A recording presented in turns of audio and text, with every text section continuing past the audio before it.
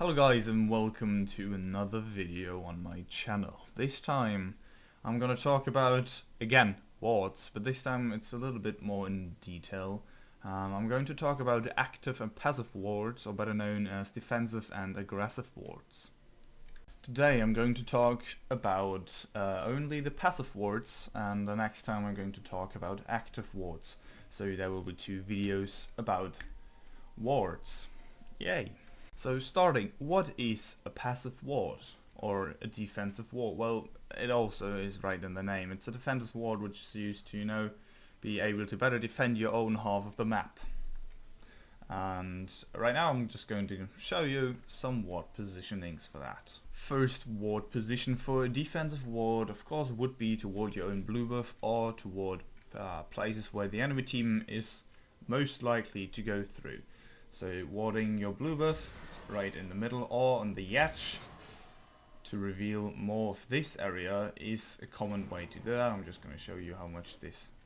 See, this ward reveals like everything right here, so you would see people coming from this area passing through and trying to go to the top lane to second tier turret.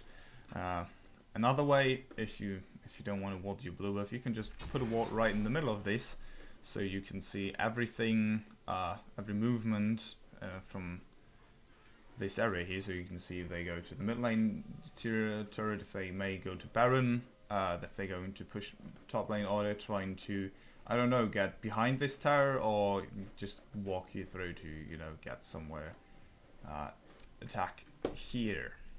Two other common defensive wards, these are the probably most defense wards you can place. On this side, this would be to place a ward right here, which is normally done from the other side of the wall, so it's kind of done from this area here. You normally just ward there, and so you can see if movement is here, or if they, you probably should ward a little bit more over here so you can see movement coming out of this brush there. More common on this side here, of course, is not to just ward right here where I just warded, just showed you. It's more common to ward right there, or both sides, if possible. Because if you ward on the right side of the brush right here, you will only be able to kind of see this area here, to like this, what you see here right now. And warding on this side will, of course, this is the most, or this is better most likely, because it reveals movement coming inside of your, or getting close to your base. But in this case it would just reveal from here to there and a little bit here. So what both, or what only the left side, because that's more defensive. Of course right now another defensive ward would be still warding your own jungle. Of course on red buff side that is going to be the same, though here are a lot more possibilities. One would be to, of course, ward your red buff either on this side or on that side. Most likely I would recommend to ward the brush on the right side, and then ward this brush on the right side as well. So you see this area, and this ward reveals this area. This normally is pretty good, because if you may still have that tower, you can see movement coming from here or coming from there to gank you, or tower dive you. If you're trying to defend the tower with, 3 guys, they're pushing with 3 guys here, you're like 33, that's okay, and then they come with 2 from behind, you would see them with these defensive wards right here. Now we get to, I don't know, like, defensive is more like the wrong name, but if you kind of, not the winning team at the moment, and you're not support not that confident that you would survive warding this area, you can just, of course, easily ward around over this wall, ward right there.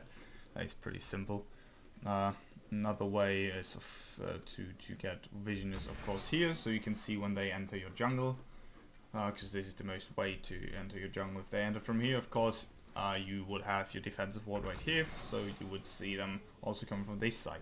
Normally this ward, if you place this one in the middle, you would probably be able to see if they come from here, but not if they would go around this edge, but that would make you able to see them come from here as well. So you kind of gotta decide what you need.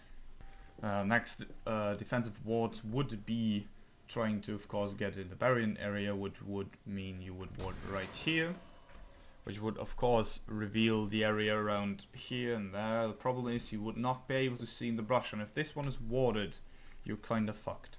So a good idea of getting in there would be to use the sweeping lens right on this edge, or like on this brush, because then there is no vision for them, and then go here and just ward from here into there and run away if you see someone in there. That's a way to just ward easily without getting caught. I missed 2 wards on this side of the jungle, on the blue side, blue side. So of course you gotta ward the entrance of your own jungle, which means you would kind of ward right from here over the wall. Wait, you gotta be a little bit more tricky on that one. I'm sorry, I'm not getting this one, I'm making it that way, it works as well. So you would see if they would do Baron, and you would see if they would enter your jungle here. You wouldn't see it here, but you would have another defensive ward, which I'm going to come to now. Because the last defensive ward would be right warding here, because you would see movement coming from here, maybe trying to, you know, gank you here from behind if you still have that power, or if you if they would invade your blue or the wolf camp, or try to gank your top layer. You know, everything's possible. But you will see this with this little ward, and not every, or only a slight amount of people even think about it, this brush being warded. 2 other defensive wards are 2 pink wards. They're a little bit special. This would be placed right here. If the enemy team is sieging you and trying to ward over this wall, you got a pink ward right there. It's out of attack range for the most every AD carry to attack it over the wall. And it's also revealing every ward that they place here, so it makes sieging for them a little bit harder. This, of course, also works on the other side of the map and is placed right there. It's again out of attack range for the every AD carry, and you can just see every aggressive ward that is placed from the enemy team to siege you. This has been it for this video. I hope you enjoyed and hope you learned a little bit about defensive warding. Of course, everything I said could be a lot more in depth, but I thought just to give you a little quick overview about defensive warding if you have like no clue at all. And if you want me to make a little bit more in-depth video about when and where to ward in which situations, yeah, just leave a comment. And yeah, the next video is going to be about aggressive wards. And yeah, I hope you enjoyed. See ya!